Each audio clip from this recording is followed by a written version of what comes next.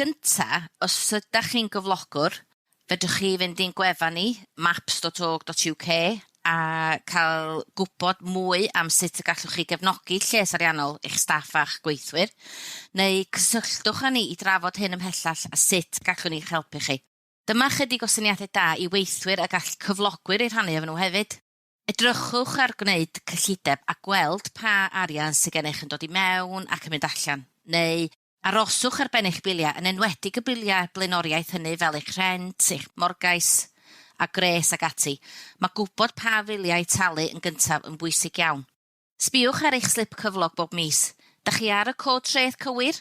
Gallwch chi sbio ar gov.uk i checio hyn hefyd. A meddyliwch am ddechrau cynilo. Ffordd gwych yw trwy'r cynllun cynilo cyflogres y gall eich cyflogwyr ei gynnig.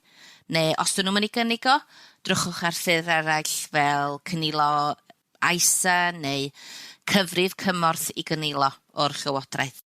Ac yn olaf, os ydych chi'n poeni am arian, cymerwch y cam cyntaf hwnnw i gael help. I ddod o hyd i gynghorydd dyled cyfrinachol am ddim, defnyddiwch y teclyn lleoli cyngor ar ddyledion o helpwr arian, neu gallwch chi siarad a ddywysydd arian dros y ffôn ar 0800 138 7777. Ie, mae cwbl o awgrymiadau dy fi. Yn gyntaf, meddyliwch am beth mae'ch gweithlu chi moyn o'i drefniant pensiwn. Falle allwch chi cynhadlu arolygon staff i gael rhywfaint o adborth wrthyn nhw. Hefyd, tynnwch sylw at y manteision o safio mewn cynllun pensiwn yn y gweithle. Hynny yw y rhyddhad treth sydd ar gael ynghyd yr arian am ddim a gynigir gennych chi y cyflogwr. Ac yn olaf, cyfeiriwch eich staff at y cyfoeth amrywiol o ganllawiau rhad ac yn ddim a gynigir gan helpwr arian.